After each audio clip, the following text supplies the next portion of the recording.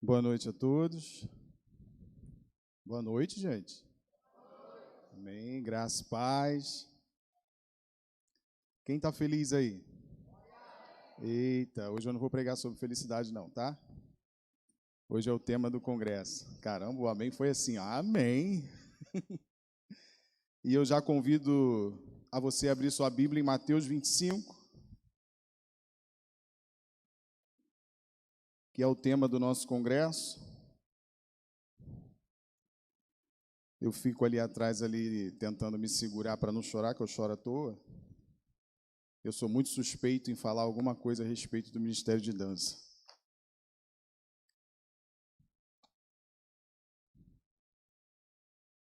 E estava tentando me segurar mais ainda ali quando eu vi o meu bombonzinho branco aqui na frente. Eu falo que ela é meu chocolate branco. Mulher da minha vida, mulher que eu amo. Tramontina. Essa mulher, uma vez, eu lembro que eu estava uns 5 meses mais ou menos sem ir à igreja, na antiga igreja onde eu ainda congregava. Tinha uns 5 meses mais ou menos que eu não tomava uma ceia, estava bem desanimado, e nós dois também não estávamos muito bem, e ela se arrumava para ir a uma igreja. Aí eu perguntei assim, você vai aonde? Ela falou assim, não sei. Falei, nossa, então tá bom, vai só. Mas depois eu insisti, você não vai falar onde vai? Ela, não sei, no caminho eu vejo. Então não vou me arrumar e não vou não. Não gosto de decidir nada no caminho. Ela, talvez eu vá na Ibave. Ainda era lá. Aí eu virei para ela e falei assim, mas lá na Ibave é um pouco longe, né? Eu estava acostumado a congregar do lado da minha casa. Falei para ela assim, lá na Ibave é um pouco longe.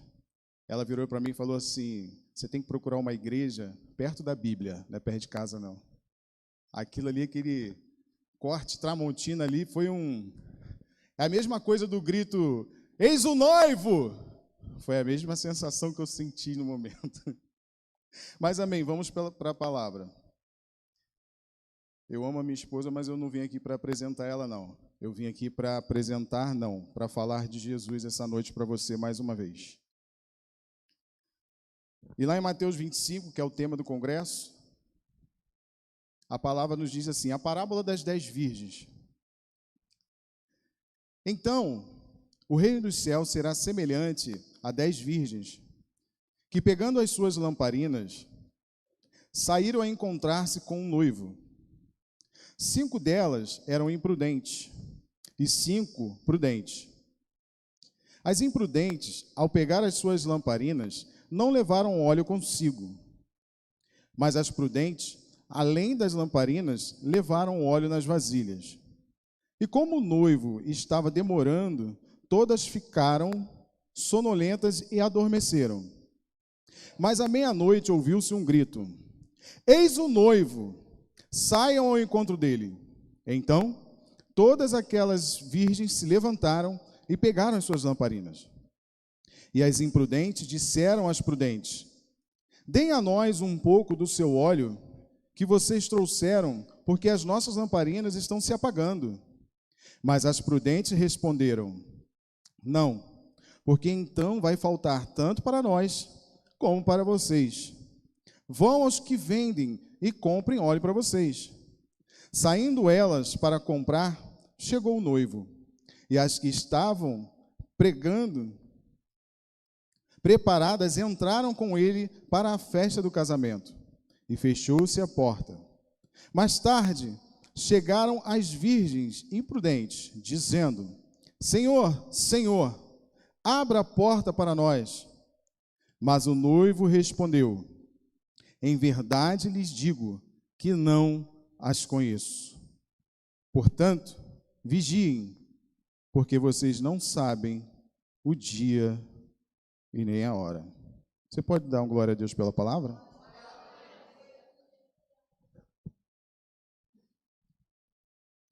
Sabe uma coisa que eu acho muito interessante? É que nós, os brasileiros, nós somos conhecidos culturalmente como um povo festeiro. Somos conhecidos como um povo hospitaleiro. E dizem por aí que nós somos um povo acolhedor. Mas existem também algumas outras peculiaridades na nossa cultura, na vida do brasileiro. E uma dessas peculiaridades do brasileiro é não se preparar para o porvir, é não se preparar para o amanhã. E o tema central da nossa mensagem aqui é justamente o estar preparado. Mas quem é dentre vós aqui, em que começa o ano, senta, pega, eu acredito que tem pessoas assim, mas são poucos, pega uma agenda e planeja o seu ano, planeja como vai fazer, como vai proceder com relação ao trabalho, com relação à viagem, com relação à família, com relação à vida espiritual. Quem é que faz um planejamento assim? É muito difícil alguém se planejar dessa forma, porque nós somos muito imediatistas. A gente quer tudo para hoje, tudo para agora, é tudo para ontem. A gente tem um problema sério em esperar, em aguardar com paciência o porvir, em aguardar com paciência o amanhã. Então, isso é uma peculiaridade nossa, do brasileiro. O brasileiro, a gente é tão ruim nisso aí, que eu já trabalhei com pessoas que simplesmente reclamam que o governo, ele cobra uma taxa sua, do seu salário, que é para a sua previdência, para a nossa previdência. Eu já trabalhei com várias pessoas que reclamam a respeito disso, que reclamam do desconto, aquele famoso INSS que é descontado do nosso salário, que aquilo ali seja bem ou mal, muito ou pouco, se atrapalha ou não atrapalha a vida do brasileiro, porque o nosso salário é bem pequenininho, aquilo ali é para o nosso bem. Mas eu já vi muitas pessoas reclamarem daquilo ali, para você ver como que nós, os brasileiros, culturalmente somos ruins de fazer a nossa previdência, de pensar no amanhã, de se preparar para o amanhã. A gente tem um costume de não se preparar para a velhice. A gente passa a vida inteirinha na ociosidade. Quando a idade chega, a gente resolve aderir caminhada, fazer uma academia, preparar fisicamente. A gente não prepara a nossa mente. O brasileiro é horrível em leitura, que é uma das melhores maneiras de exercitar a nossa mente. Então, a gente não se previne. Plano funeral, então, se pegar uma galera aí de 40 anos para baixo, eu acho que é quase 100% que vai dizer assim, tá doido, você está me agorando, eu não pago isso não. Pelo menos plano funeral eu tenho. Mas, enfim, só que isso não é uma peculiaridade só nossa, não. Só da cultura brasileira, não. Se a gente olhar aqui para essa palavra, a gente vai perceber que isso é universal e que isso não é de agora. Porque se nós pararmos para analisar todo o capítulo 25 de Mateus, a gente vai perceber que ele está totalmente ligado ao capítulo 24. Porque o capítulo 24 de Mateus, Jesus está falando aqui dos sinais do fim dos tempos. Ele está falando com seus discípulos a respeito do que vai acontecer, de como as coisas vão proceder. Ele está falando dos falsos profetas, dos falsos ensinadores. Ele está falando aqui de fome, de praga, de pestes. Ele está falando sobre o início das dores, e ele ainda está dizendo assim, ó, isso aí não é nada. Isso é só o início das dores.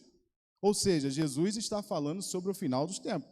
Ele está falando sobre a sua vinda, a sua segunda vinda.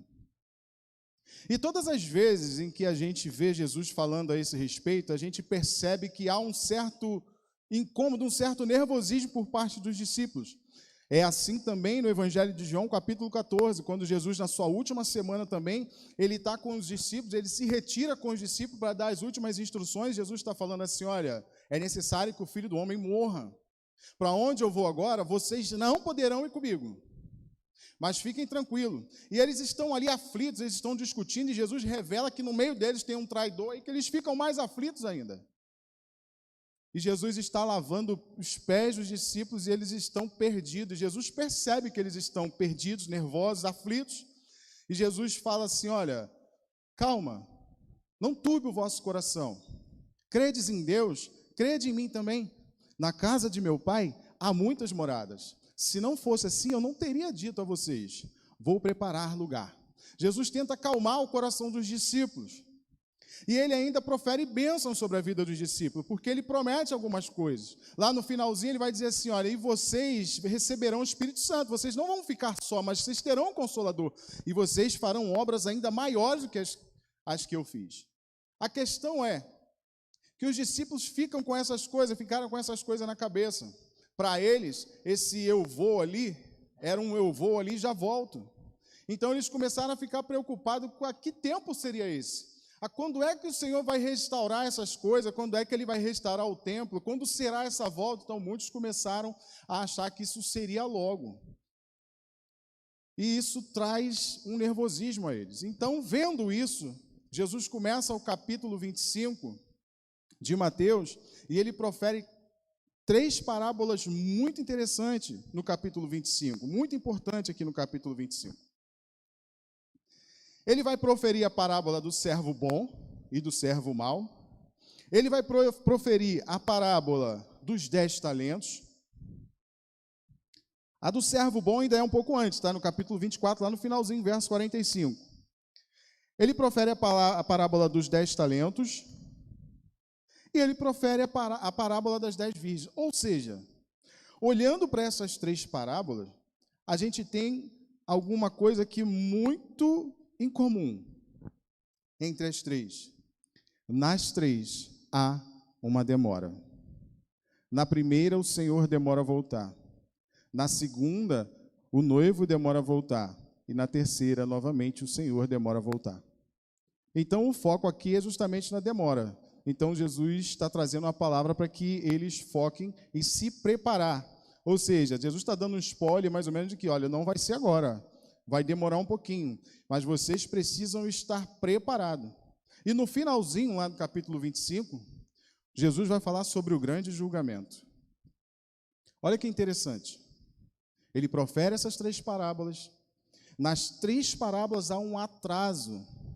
Primeiro, ele é servo, agora ele é o noivo, e agora ele é o juiz. Ele termina o capítulo 25 como juiz. E é muito interessante. E ele começa a parábola aqui no capítulo 25, verso 1, que é a parábola ao qual nós vamos estudar essa noite. Nós não vamos falar das outras duas, mas nós vamos falar das 10 virgens. E no versículo 1, ela já começa dessa forma. Então, o reino dos céus será semelhante a 10 virgens, que preparando as suas lamparinas, saíram a encontrar-se com o noivo. 5 eram prudentes e 5 eram imprudentes. E eu destaquei alguns pontos aqui em que eu achei interessante. Primeiro, todas elas eram virgens.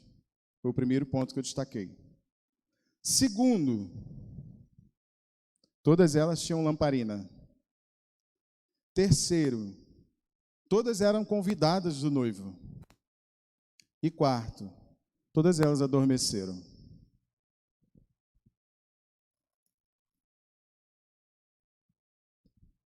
E é preciso a gente entender um pouco essa parábola, por quê? Porque quando Jesus traz essa parábola é uma comparação. Para quem porventura não sabe o que é parábola, Jesus ele costumava usar muito a parábola, pegar um ponto, ligar um ponto ao outro para tentar explicar alguma coisa, ou uma situação, para dar sentido a alguma coisa, a alguma situação, a uma história.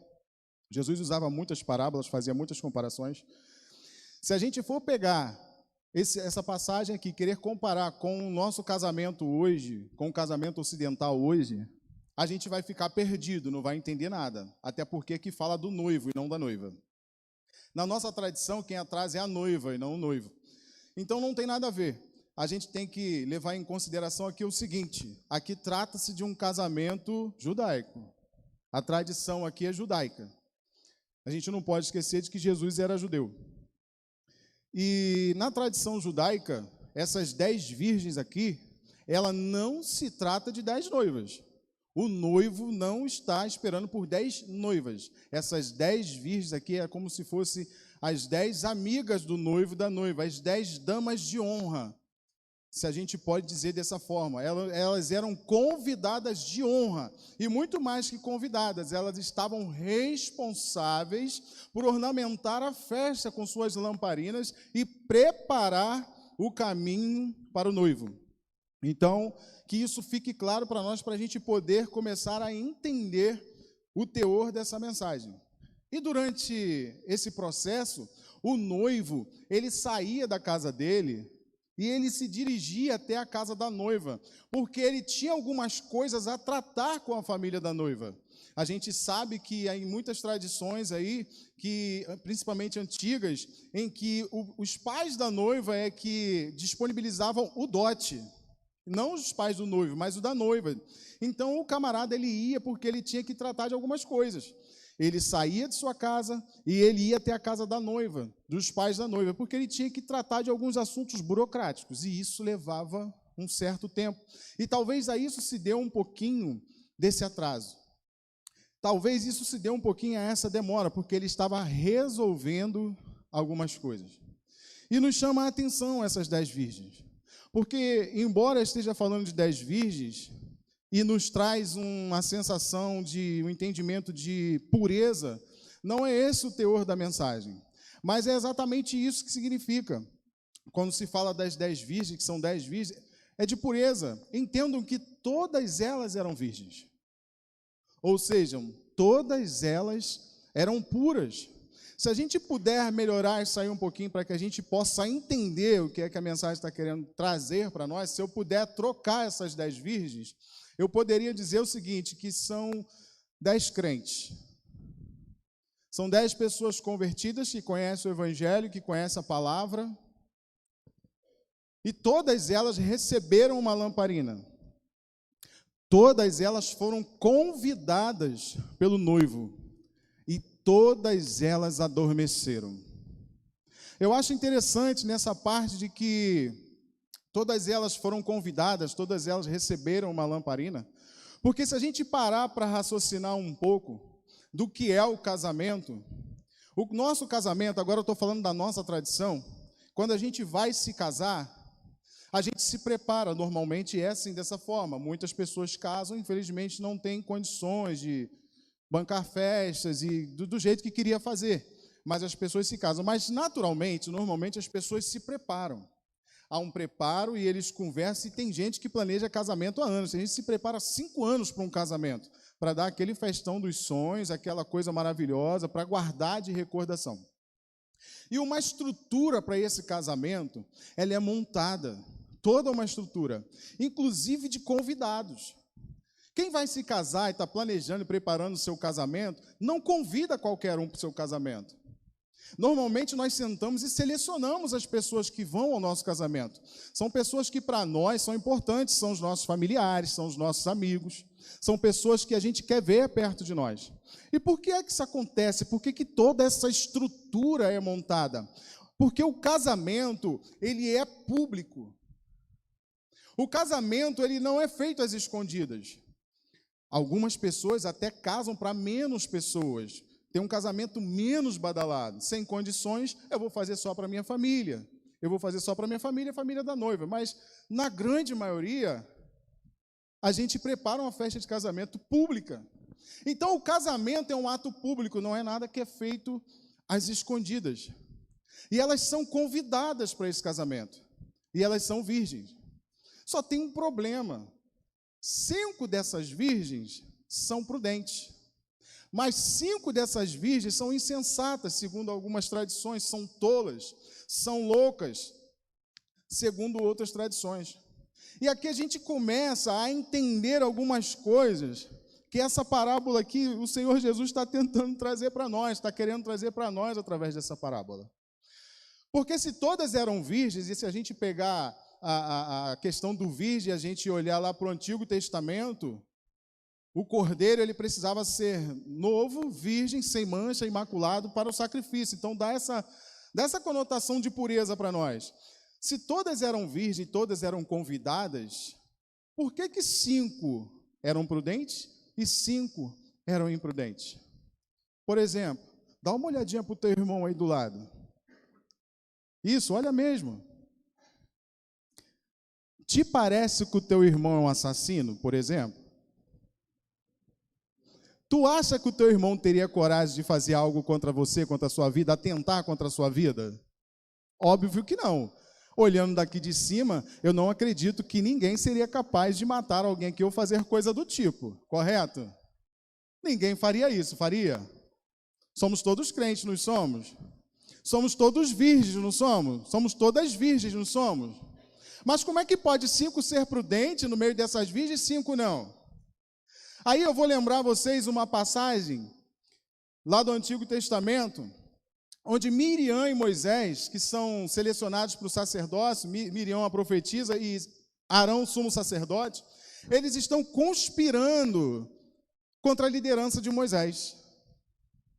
Aí o Senhor vê aquela situação, ele vira para Moisés e fala assim: Moisés, se apresenta a tenda do tabernáculo lá. Mas, Senhor, o que está acontecendo? O seu irmão e a sua irmã estão conspirando contra ti. Não, Senhor, tem alguma coisa errada. É Arão, sumo sacerdote, Miriam profetiza, mas tu vai lá que está dando ruim. Eles estão dando com a língua nos dentes, está falando mal de você. E Moisés vai até lá, e chegando à tenda da congregação, Deus se revela e Deus pune Miriam. Ué, mas não são todas virgens? Mas estão conspirando contra a liderança de Deus, do próprio Senhor. O Senhor constituiu a liderança. E eles que também são lideranças estão conspirando contra a liderança do Senhor, contra a autoridade constituída de Deus aqui na terra.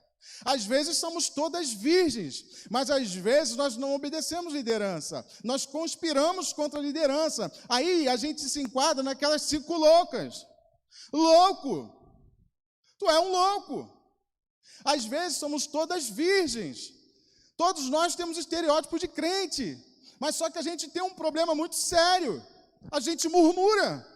Loucos. E aí? Como é que fica? E sendo um casamento um ato público, como é que a gente se apresenta nesse casamento? A noiva precisa estar adornada ou não? As virgens precisam estar adornadas ou não? Quando a gente se prepara para um casamento, a gente está se preparando para a festa ou está se preparando para os noivos? A gente escolhe a melhor roupa, a mulher escolhe o melhor cabeleireiro, vai lá, faz seu cabelo, a sua melhor maquiagem. É para a festa? É para se mostrar, tirar foto para a festa? Ou é para os noivos? É para satisfazer ali a alegria, é para completar a alegria dos noivos. Ou pelo menos esse deveria ser o interesse, essa deveria ser a intenção. O problema que acontece aqui é o seguinte: 5 delas estão com essa intenção. Porque quando elas guardam o azeite, quando elas levam suas lamparinas e elas levam consigo o azeite reserva, ela não está pensando na festa, mas ela está pensando no noivo. Ela está adornada, ela está preparada, ela está com a sua lamparina acesa, preparando o local, a passagem do noivo, para anunciar o noivo. Só que tem 5 delas que são imprudentes, e que elas estão com a sua lamparina se apagando, e elas não levaram azeite reserva. Sabe por que elas não levaram azeite reserva? Elas estão preocupadas com a festa. Elas não estão preocupadas com o noivo. Elas não têm reciprocidade com o noivo. Elas não têm sentimento verdadeiro pelo noivo. A preocupação dela é a festa. E trazendo isso para o nosso dia a dia, trazendo isso para uma vida prática, nós somos a noiva de Cristo hoje.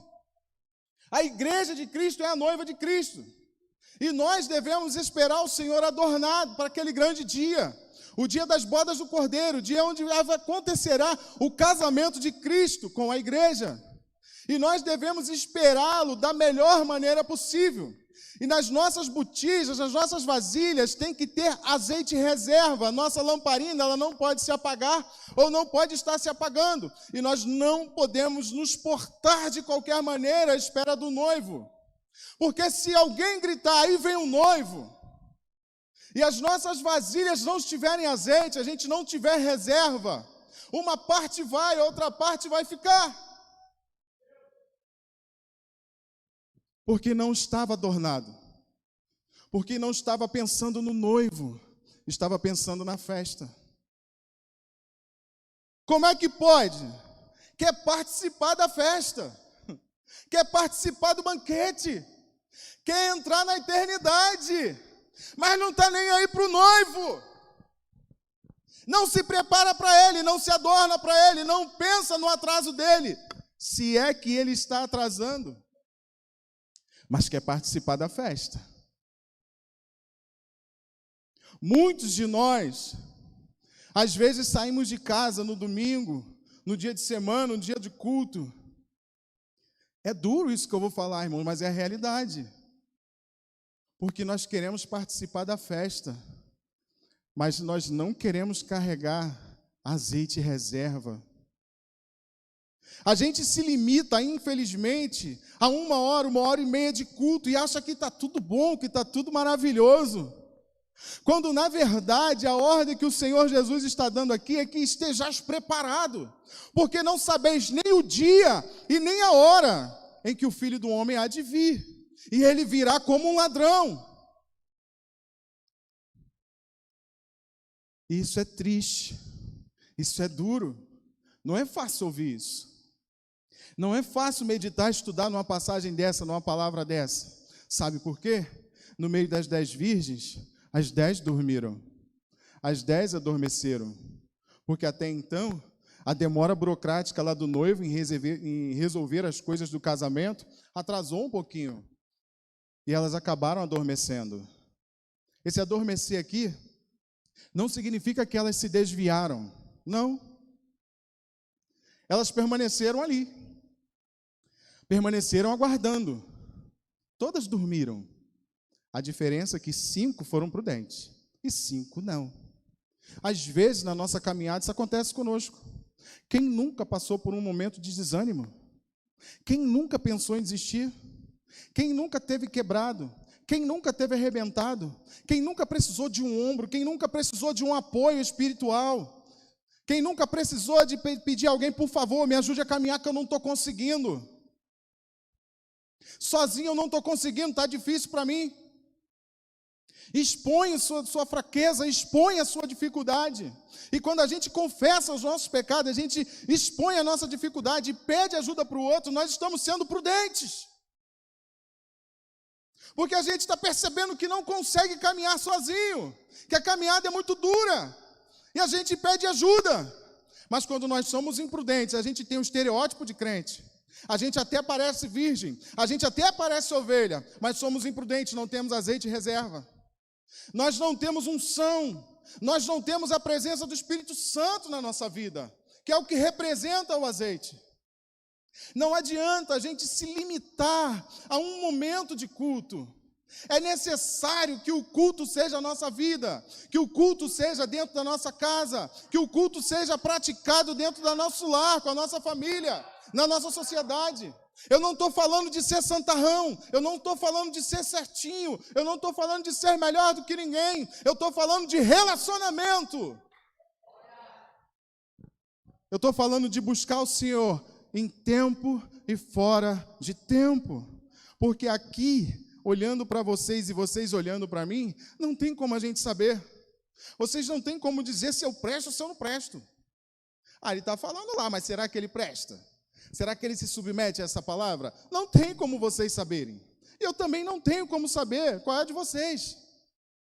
Mas a palavra do Senhor, ela precisa ser pregada. Ela precisa ser falada como foi ensinado hoje aqui de manhã. Ela precisa ser proferida, sabe por quê? A hora que a gente ouvir um grito, ei, lá vem o noivo, eu lavo as minhas mãos, porque o Senhor me chamou para proclamar o Evangelho, para falar a verdade, então eu vou falar a verdade. Mas essa não é uma responsabilidade só minha, essa não é uma responsabilidade só dos pastores ou só de quem prega, essa é uma responsabilidade de todos.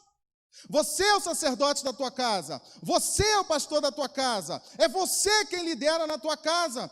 Mas o meu filho não é crente, a minha filha não é crente, não interessa, mora contigo, é tu quem paga as contas, é tu que paga as dívidas, senta aí que você só come depois que orar. Ei, vem cá, vamos fazer um ciclo de oração, só deita para dormir depois que orar.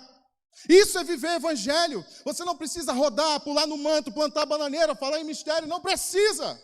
Você só precisa viver o evangelho, mais nada. O evangelho não é fácil, às vezes dá sono, às vezes dá vontade de dormir. Está pensando que o evangelho é fácil? Às vezes você está olhando para o pregador, está falando assim, está falando assim porque a vida dele é boa, né? A vida dele é mansa. Esse pessoal sobe aí para pregar, com eles está tudo de bom. O pessoal do Ministério de Louvor, todo mundo bacana, ninguém passa por aflição não. O pessoal tocando, cantando bonitinho. Pablo ministrando, olha que lindo, palavra bonita, a Érica ministrando, nossa, que palavras bonitas. Esse pessoal, queria ter a vida deles, cara. Eles não têm problema. Não é assim que a gente pensa? Mas não é assim não. A chamada, a caminhada, ela é árdua para todo mundo. Vai dar sono em você e vai dar sono em mim também. Você vai adormecer e tem horas que eu vou adormecer também. Pensa que é fácil? Eu falei aqui pela manhã, no último domingo do mês passado, eu subi aqui para pregar sobre felicidade. O meu pai estava internado. 2 dias depois, meu pai faleceu. Eu subi aqui aflito para pregar. A minha vontade era ligar para o JR e falar assim, cara, me ajuda, eu não tenho condições. Mas Deus falou assim, tu vai e tu vai falar. E tu vai falar sobre felicidade. Foi o tema que Deus me deu. A felicidade que vem de Deus. Mas a gente tende a achar que a grama do vizinho é sempre mais verdinha. Que a vida do vizinho é mais fácil. Ei, tu quer participar da festa? Esteja adornado. Quer participar da festa? Carregue azeite extra. Tu quer participar da festa? Tenha compromisso com o noivo.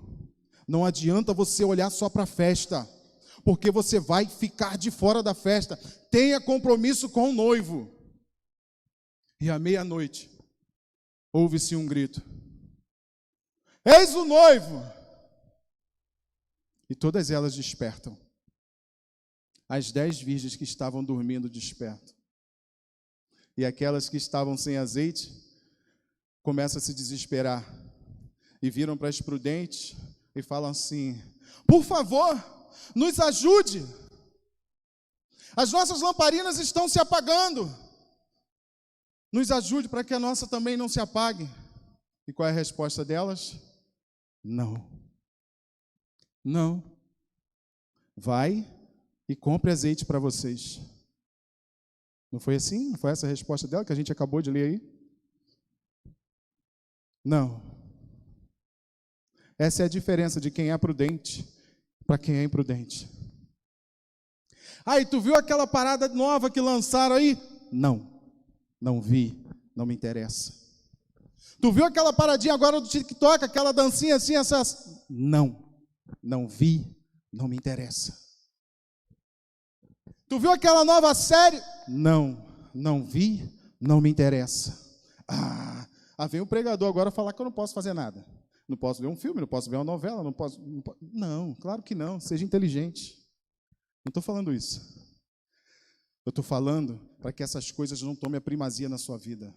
Para que essas coisas não tomem o primeiro lugar de Deus na tua vida. Para que essas coisas não tomem o primeiro lugar do noivo na tua vida. Você é livre. Quer ver filme? Veja filme. Quer ter TikTok? Tenha TikTok. Quer fazer vídeo? Faça vídeo. Mas não se esqueça de que se você tirar o primeiro lugar de Deus na tua vida, Ele não irá pensar 2 vezes em dizer para você, eu não te conheço. Busque em primeiro lugar o reino de Deus e a sua justiça. E estas coisas vos serão acrescentadas. Em primeiro lugar, o reino de Deus e a sua justiça. Dói, não dói? É ruim ouvir uma palavra assim, não é? Eu sei que é. Mas é a realidade, não sou eu que estou falando, são as Escrituras. Está escrito aqui. Aquilo que Deus deu para você não vai salvar teu filho. Palavra, nem eu que estou falando, não. Dá um pouco do teu azeite? Não. Aquilo que Deus deu para você, a unção que está na tua vida, a chamada que está na tua vida é para você. O seu filho não vai ser salvo porque você é crente. O seu filho não vai ser salvo porque você vem à igreja, porque você tem um ministério. Você precisa semear na vida dele. Você precisa pregar para ele. Você precisa falar de Jesus para os seus. Você precisa cuidar dos seus, cuidar da sua parentela. Falar de Jesus para os seus amigos. Não adianta a gente querer viver debaixo da espiritualidade alheia. Nós precisamos ter as nossas próprias experiências com o Senhor. Não adianta a gente vir para cá e ficar parado, estatizado, olhando o ministério de louvor, atuando aqui em cima, tentando trazer a atenção da igreja, não para o ministério de louvor, mas para o noivo que está aqui, que é o único digno de toda adoração e reverência. Não adianta. E vocês devem se alegrar muito disso, sabe por quê? Nós temos uma igreja muito educada. Nós temos obreiros aqui muito educados. Sabe por quê? Aqui ninguém prega e diz para você assim, catuca o teu irmão do lado aí e fala isso. Olha para o teu irmão do lado aí e fala aquilo. Ninguém para o louvor aqui. Para não, calma aí, segura. Calma aí, gente. Vocês estão num culto, vocês estão num velório. Ninguém faz isso aqui. Sabe por que a gente não faz? Porque o próprio Deus deu a gente o direito de escolha, que muitos chamam aí de livre-arbítrio, não foi? Deus não fez um ser que adorasse Ele por obrigação, mas Ele criou um ser que tivesse prazer em adorar a Ele. Por isso Ele deu ao ser humano o direito de escolher. Se você andar pelo lado do bem, é isso aqui que eu tenho para você. Agora, se você quiser aquele lado lá, tu vai morrer. Aquilo lá que tem para você é morte. O caminho do pecado é a morte. É o que tem para você. Então, se o próprio Deus não quis uma adoração forçada, nós também não vamos forçar a sua adoração. Até porque, se nós pararmos aqui e falar assim, irmãos, faça isso agora, levante as suas mãos e adore ao Senhor, agora roda, agora faça isso, agora abraça o teu irmão, automaticamente a gente está falando assim, ei, morto, defunto, reage, faz alguma coisa. E a gente não quer isso, a gente não vai fazer isso, porque a gente respeita você, nós respeitamos o seu jeito, a gente entende que tem pessoas que é o jeito da pessoa. Acontece que a gente precisa começar a olhar para nós e começar a entender o seguinte, com quem é o meu compromisso?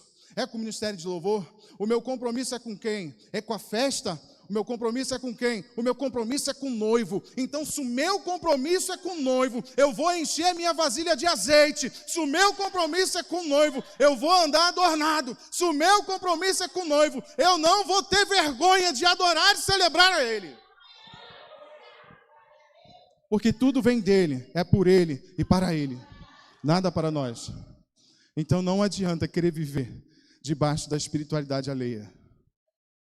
O meu azeite é meu, eu não tenho como dar para você. O máximo que eu posso fazer por você é o que eu já estou fazendo aqui, é me dedicar alguns dias da minha vida, estudando uma palavra, para chegar aqui e trazer para você essa palavra, por mais que seja uma palavra dura. Mas Deus, Ele só corrige aquele a quem Ele ama. Fique certo disso. Talvez você nem precise dessa palavra. Eu preciso. Talvez você nem precise dessa palavra. Mas a palavra do Senhor se renova a cada dia. Isso não significa que cada dia eu tenho que pregar uma coisa diferente. Não, é a mesma palavra todos os dias. É nisso que ela se renova. A palavra do Senhor, ela é atual. Não adianta. Não adianta. E quando o noivo vem,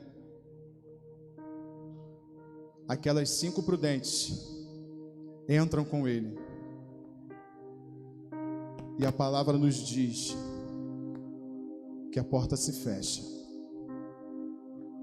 E depois que a porta se fecha, as outras 5 retornam e batem a porta. Senhor, Senhor, abra a porta para nós.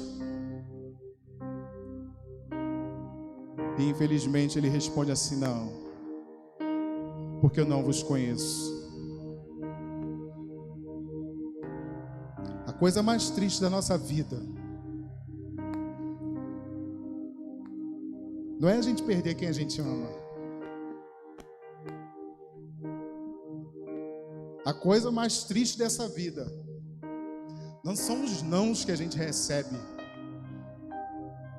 não são as portas que se fecham, não são os acidentes que acontecem conosco inesperadamente assim, ó. E a gente fica se perguntando, Senhor, por quê? Por quê? Por quê? Porque nós somos seres humanos, então a gente não aceita muita coisa. Até hoje eu pergunto, já fazem 20 dias que eu perdi meu pai, eu fico, Senhor, por quê? Eu queria só mais um pouquinho. Mas a coisa mais triste não é isso, não é essa. A coisa mais triste da nossa vida não é a nossa rede social que não bombou, o reconhecimento que não veio, a faculdade que infelizmente você não conseguiu fazer ou não conseguiu concluir. Isso não é a coisa mais triste que a gente pode receber ou deixar de receber na nossa vida. A coisa mais triste que a gente pode receber na nossa vida é ouvir do noivo, é ouvir do Senhor Jesus: eu não vos conheço. Há uma estrutura toda montada. O noivo montou toda uma estrutura, e essa estrutura que ele montou custou muito caro. Foi preço de sangue. Ele entregou a sua própria vida por nós. Ele se fez maldito naquela cruz. O pecado que era nosso, ele tomou para si. Então essa festa custa muito caro, para a gente simplesmente querer entrar nessa festa sem se preocupar com o noivo, sem adorar o noivo, sem reverenciar esse noivo. Não é digno da festa quem não quer compromisso com o noivo.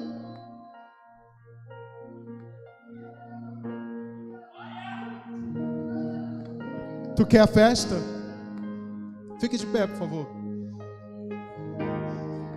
Tu quer participar dessa festa? O que é que tu está fazendo pelo noivo? Tu está fazendo por merecer? Tu está prestigiando o noivo? Você está respeitando o sacrifício que foi feito por esse noivo? Tu quer entrar nessa festa? Você está dando valor ao preço que foi pago na cruz do Calvário por essa festa? Você está falando desse noivo? Ou você está escondendo esse noivo numa caixinha porque ninguém pode saber que você faz parte das 10 virgens e está sendo imprudente? Ninguém pode saber que você não tem azeite extra. É necessário ter porção extra. Lembra de Elias e Eliseu? Eliseu andava com Elias para cima e para baixo. Ele viu tudo que Deus fez na vida de Elias, através de Elias. Eliseu olhou simplesmente e falou assim: eu quero esse negócio para mim. Eu quero esse negócio para mim. Não era inveja, ele não invejava Elias. Mas eu quero para mim, só tem um detalhe, Senhor: eu quero porção dobrada. Ele não queria ser melhor do que Elias. É porque ele entendia que o que estava na vida de Elias era tão especial que ele não queria experimentar no nível, mas um nível acima. E ele queria porção dobrada na vida dele. O Senhor Jesus, ele passa 30 anos da vida dele se preparando e prega por 3 anos. 30 anos se preparando para que hoje eu e você estivéssemos aqui, tendo a oportunidade de adorar e celebrar a Ele. E simplesmente no momento de louvor a gente se tranca, se fecha, fica calado, como se não tivesse ninguém aqui, como se o noivo não estivesse aqui, como se aquele que te resgatou não estivesse aqui. Olhe para dentro de você nesse momento. Lembra de quem você era quando você não conhecia o noivo. Lembra de como você era nos barzinhos, na roda de samba, nas rodazinhas de pagode, de funk. Lembra como você era? Será que a nossa adoração está sendo necessária? Será que é isso que o Senhor merece? Um momento de culto como esse, 2 horinhas. Será que isso é suficiente? Isso a gente pode chamar de relacionamento? Será? Deixa eu te dizer uma coisa: o noivo não está demorando. O tempo de Deus não é o nosso tempo. O noivo, ele só está cuidando de algumas partes burocráticas. Ele está cuidando de algumas partes muito importantes. Então esteja como essas 10 virgens, preparada, adornada, com as suas lamparinas acesas e azeite extra na sua vida. Para a hora que gritarem: eis o noivo, você está preparado. E ele diz assim: vinde benditos de meu Pai, vem fazer parte da festa comigo. Agora eu te convido para o banquete, vem comigo. À meia-noite ouve-se o grito. E a meia-noite nos remete a juízo. Foi meia-noite que o anjo da morte passou no Egito, matando todos os primogênitos do Egito. Lembra que eu falei que o capítulo 25 termina com grande julgamento? Aquele cordeirinho que a Bíblia prega, aquela imagem de cordeiro, não é essa imagem que ele vai retornar. Ele vem como leão, ele volta como juiz, ele volta para trazer juízo. Como está a sua lamparina? O noivo não está atrasando, ele não está atrasado, ele está cuidando de partes burocráticas, ele está cuidando de algumas coisas. Sabe de que ele está cuidando? Ele está cuidando desse teu coração duro, que não se quebranta, que não se abre para ele. Ele está te dando tempo. Ele é o Senhor do tempo, ele está te dando tempo. Ele está falando assim: meu filho, eu estou à porta e bato. Quem ouvir a minha voz e abrir essa porta, eu entrarei, cearei com ele e ele comigo. O noivo, ele só está cuidando para que você tenha tempo de falar dessa palavra aí afora, para todo mundo ouvir. Não foi isso que a gente ouviu aqui? Eu te amo e vou gritar pro mundo inteiro ouvir. Não foi isso que a gente ouviu aqui? Outro dia desse, na escola bíblica dominical, estavam tendo uma aula com o pastor JR sobre a volta de Cristo. E ele fez uma pergunta: se Jesus voltasse, se ele anunciasse que iria voltar amanhã, por exemplo, daqui a uma semana, o que você faria? E muitos disseram assim: eu oraria mais, eu falaria mais de Jesus, eu perdoaria, e ele ia procurar liberar mais perdão. Eu falei assim: eu sairia por aí falando o máximo possível para o máximo de pessoas desse Jesus. Quando a resposta correta seria nada. Sabe por quê? Porque nós já devemos estar preparados para quando for anunciado o noivo, nós não temos mais nada para fazer, simplesmente aguardar a chamada dele para poder entrar e cear com ele, participar da festa, do banquete com ele. Te prepara, meu irmão. Está sendo anunciado todos os dias está sendo anunciado a respeito da volta do Senhor. Tu está esperando o que? O Senhor está te dando tempo, cara. O Senhor está dando tempo de você amaciar esse coração, tirar esse coração de pedra e colocar um coração de carne. O Senhor quer transformar a tua vida por inteiro. O Senhor quer fazer uma nova história na tua vida. Tu quer ficar de fora dessa festa?